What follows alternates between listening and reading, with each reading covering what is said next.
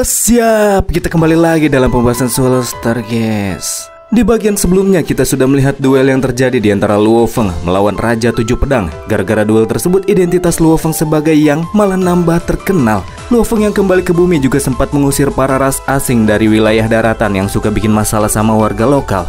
Setelah ngurusin hal itu, dia kemudian berangkat menuju sebuah planet untuk membalaskan dendam kematian Huyan Bo. Dan langsung saja kita Lego.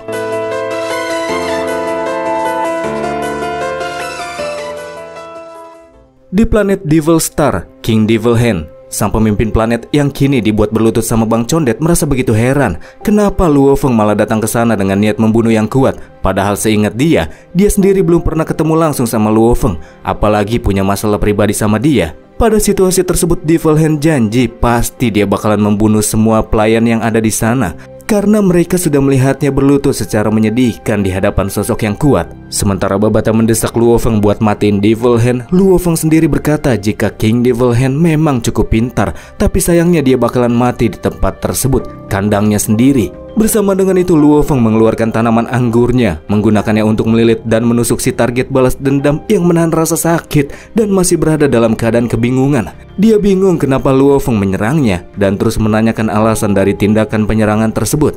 Ribuan bilah pisau emas terbang dan saling bersatu, kemudian menunjukkan bentuk aslinya, yakni Heaven Forbid Shuttle. Babata yang udah nggak tahan juga pada akhirnya keluar. Dia ingin melihat dengan matanya sendiri saat-saat dimana King Devil Hand mati. Setelah melihat shuttle dan juga AI yang muncul di depannya, barulah Devil Hand sadar kalau dia lagi diserang sama orang-orangnya Huyan Bo yang dihabisi di masa lalu. Jantung evolusi, benda satu ini merupakan harta yang dibuat oleh ras mesin yang bisa memberikan tubuh fisik kepada makhluk kecerdasan buatan. Maka dari itulah, harta satu ini juga akan memberikan kesempatan kepada Babata untuk bisa berlatih ataupun berevolusi. Tapi yang paling penting dari itu semua ialah sekarang Babata memiliki kesempatan untuk menghabisi musuhnya sendiri. Sementara Luo Feng terus melilit tubuh musuh yang dibuat nggak bisa kabur kemana-mana, Babata dengan sebuah pedang melepaskan tebasan untuk membelah Devil Hand jadi dua bagian. Memang musuh bisa respawn lagi, tapi secara berulang dia langsung dibabat sama anggur awan. Pembalasan dendam kali ini sama sekali tidak ada perlawanan dari pihak musuh.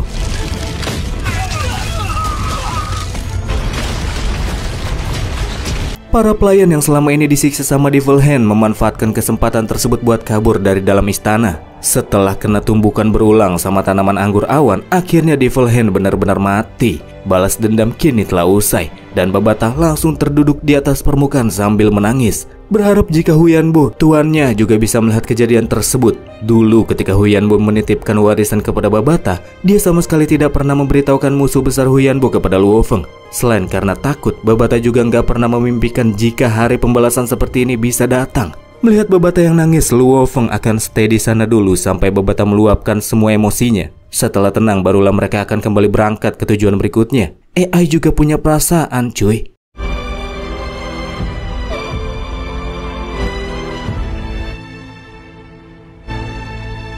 Di alam semesta rahasia Wuhua, tepatnya di sabuk bintang penjara es, terdapat sekelompok makhluk spesial yang telah ada sejak terciptanya alam semesta. Mereka dikenal sebagai ras Doko. Ras satu ini memiliki penampilan yang cantik, sifatnya polos tapi juga haus darah. Menurut catatan data yang Luo Feng dapati dari perusahaan alam semesta virtual, ras satu ini sangat ramah terhadap satu sama lain, dan mereka saling menyayangi, tapi sangat menolak keberadaan ras asing dari luar. Dan karena mereka terlahir dari hawa dingin es bawaan planet tersebut, sejak lahir mereka sudah 100 kali lebih kuat bila dibandingkan dengan ras manusia. Dari petunjuk yang ada di sabuk bintang penjara es inilah terdapat plat logam ketiga yang mesti Luo Feng dapetin. Selanjutnya Luo Feng akan melakukan pencarian satu persatu di antara planet yang terdapat di sabuk bintang tersebut. Dan agar pencarian berjalan lebih cepat, Luo Feng minta King Tianzhen menurunkan salah satu pelayannya yang punya tubuh lincah dan gesit. Dan yang dipilih oleh Tianzhen adalah seekor ras iblis, Demon Cons Monkey. Tianzhen minta kepada si monyet buat matuhin perintah tuannya, Luo Feng. Jadi sekarang si monyet manggil Luo Feng dengan sebutan tuan dari tuannya. Titik koordinat planet telah dikirimkan kepada si monyet, yang setelah tiba di tujuan dia juga diminta buat aktifin detektor mini. Dengan demikian maka musuh tidak akan bisa melacak pergerakan si monyet.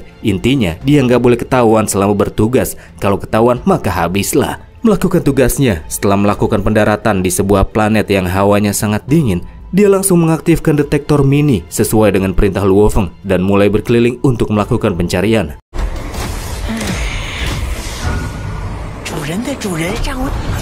具体藏什么黑色金属板？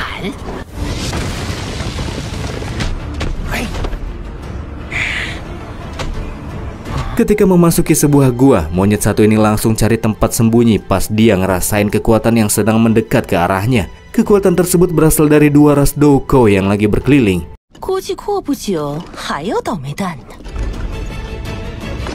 Setelah kedua makhluk itu pergi, Luo Feng meminta si monyet untuk masuk lebih dalam ke arah di mana makhluk sebelumnya muncul. Menuruti perintah, monyet tersebut pun kembali melakukan pergerakan, melakukan penelusuran lebih dalam.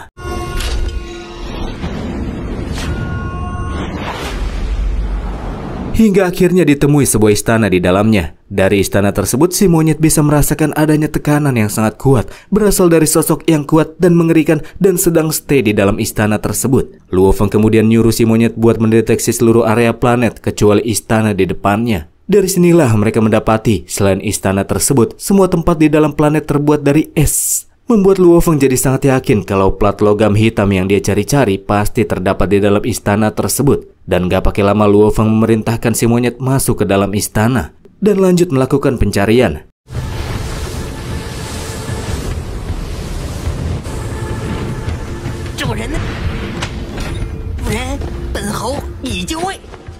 Berhasil masuk ke dalamnya, monyet menemui banyak lorong dan juga ruangan. Pada masing-masing ruangan juga ada harta yang kelihatannya cukup berharga, tapi Luo Feng gak nyuruh si monyet buat mengambilnya, karena itu memang gak diperlukan. Setelah masuk ke banyak lorong dan banyak ruangan, si monyet sama sekali tidak bisa menemukan keberadaan dari plat logam hitam yang dimaksudkan. Dan sial, di tengah pencariannya, si monyet malah kegap sama musuh, dan dia langsung dibekuin. Seketika sinyal panggilan Luo Feng sama si monyet langsung terputus.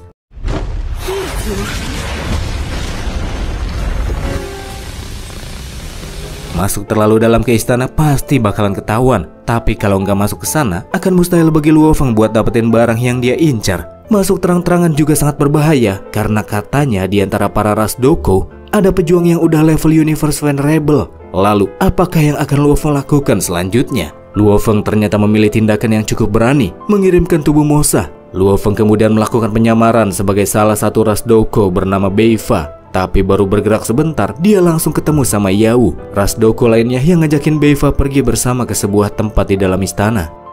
Di sebuah ruangan di dalam istana bintang penjara es, ada sosok Invisible King bernama Talasha. Gurunya Yao sama Beifa, mereka berdua datang untuk ketemu sama beliau. Luo Feng gak nyangka kalau dia malah dibawa ketemu sama sosok pejuang kuat. Talasha kemudian nunjukin kalau di dalam ruangan tersebut ada banyak ras asing yang sudah dia bekuin.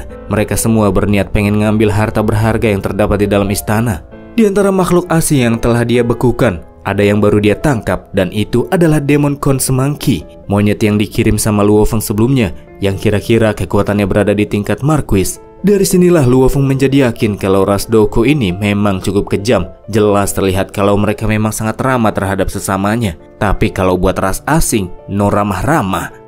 Yao yang baru pertama kali ngelihat ras iblis monyet cukup merasa jijik. Wajah si monyet sangat jelek, apalagi dia melet-melet dalam keadaan membeku. Yao juga yakin kalau Beifa juga pasti ngerasa jijik sama monyet itu kan? Iya kan? Beifa yang ditanya malah terdiam, sebab saat itu Luo Feng lagi berpikir kalau dia ketahuan, pasti dia juga bakalan dijadiin patung es. Talasha yang melihat Beifa terus terdiam dan mengambil tindakan, kirain udah tahu kalau itu adalah Luo Feng yang lagi nyamar. Taunya si guru cuman pengen ngelus kepala muridnya dan bertanya apakah Beifa lagi punya masalah.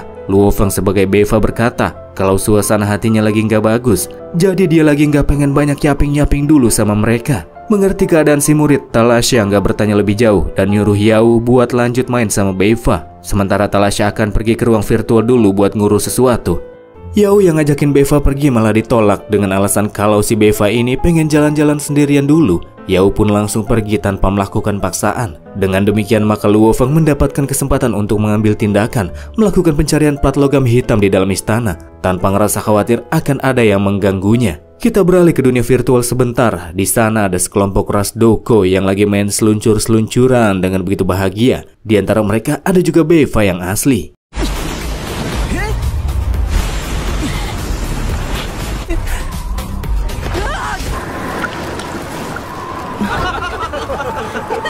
Talasha yang juga berada di sana dan lagi minum-minum sama teman-temannya dan ngelihat Beifa sangat bahagia merasa heran. Padahal sebelumnya dia ngelihat Beifa di dalam istana. apalagi dengan wajah yang begitu murung, sangat berbeda sama yang sekarang dia lihat. Kita kembali ke Luo Feng, dia yang lagi melakukan penyamaran dan sedang berada di sebuah ruangan akhirnya berhasil menemukan plat logam hitam. Benda tersebut berserakan di antara harta di sana. Karena nggak dilindungin sama segel es, pasti Ras Douko menganggap plat logam tersebut sebagai barang yang nggak berharga.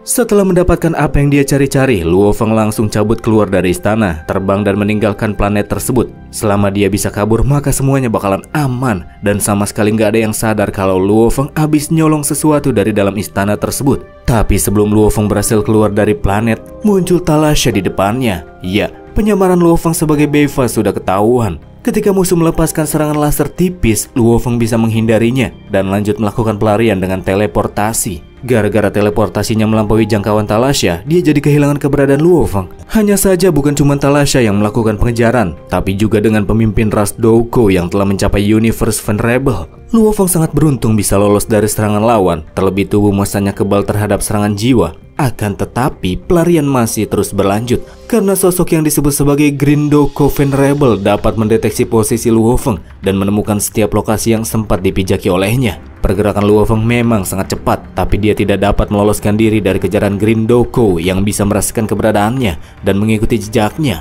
Kemanapun Luo Feng mendarat, sang Venerable pasti bisa langsung muncul sepersekian detik setelahnya. Namun karena Luo Feng gak pernah menepi sebentar dan terus kabur-kaburan, pada akhirnya Green Douko mesti bertindak dengan cukup banyak usaha.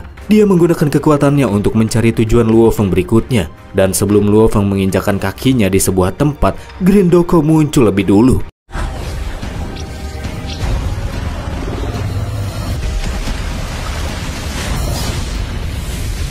Sampai akhirnya dia berhasil menahan Luo Feng, menekannya dengan kekuatan dan membuatnya berlutut. Ketika sang Venerable mengambil cincin penyimpanan yang dipakai Luo Feng, dia malah tersenyum sambil ngucapin salam kepada sang Venerable. Dan berakhir dengan tubuh Musa Luo Feng yang jadi geprek. Nang-nang saja, bisa hidup lagi kok. Di sini Green Douko menyadari jika di dalam penyimpanan tersebut nggak ada barang curian yang dia ambil. Bersama dengan itu, dia mendengar suara wanita yang berkata kalau sang Venerable udah kena tipu sama Bang Condet. Sial sekali. Kita kemudian beralih ke pesawat Luo Feng dan Luo Feng yang ternyata sudah mendapatkan plat logam hitam ketiganya. Sebelumnya pas lagi kabur-kaburan dari musuh, di tengah jalan Luo Feng nyamarin plat logam tersebut menjadi batu dan meletakkannya di sebuah asteroid yang kemudian diambil sama King Tianzhen. Makanya sekarang benda tersebut udah ada di tangannya. Kirain misi udah sukses besar, tapi sial. Ada lagi sosok Venerable lain yang disebut sebagai Purple Douko Venerable. Dan cewek super kuat itu udah ada di dalam pesawatnya. Purple Douko nggak nyangka kalau Bang MC bisa mengelabui sosok Universe Venerable.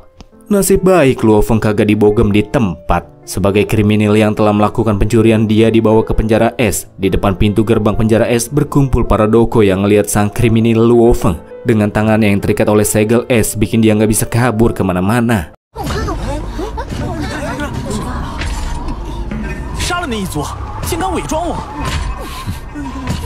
Di antara mereka ada juga Yao yang ngerasa kesal gara-gara dia sempat narik tangan ras asing yang nyamar jadi Beifa. Purple Venerable ngasih tahu Yao kalau yang nyamar jadi Beifa itu udah dihabisi sebelumnya. Sementara yang mereka lihat sekarang merupakan dalang dari pencurian sebenarnya. Thalassia yang juga kesal sempat kena tipu bertanya kepada pemimpin Green dan Purple bagaimana mereka akan memberikan hukuman kepada sang kriminal. Green kemudian mengatakan mereka akan menyiksa Luo Feng secara perlahan. Bersama dengan itu Purple kemudian membuka penjara es.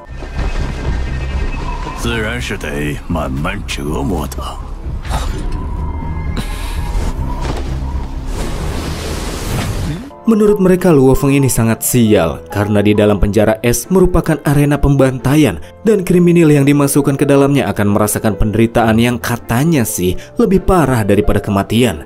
Penjara es, Luo Feng tahu kalau itu merupakan tempat legendaris yang ada di seluruh sabuk bintang penjara es yang dikelola langsung oleh Purple Douko Venerable, tempat yang juga dikenal sebagai harta yang telah menawan banyak orang-orang kuat di dalamnya. Setelah pintu masuk dibuka, Luo Feng pun dipersilakan untuk masuk ke dalamnya dan menikmati saat-saat penderitaannya.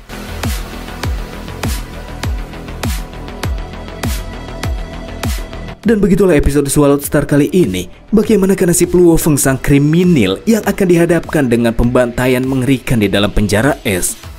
Makanya jadi orang jangan menyolong. Tapi kan yang dicolong itu harta dari gurunya dan dibikin sama tuan guru.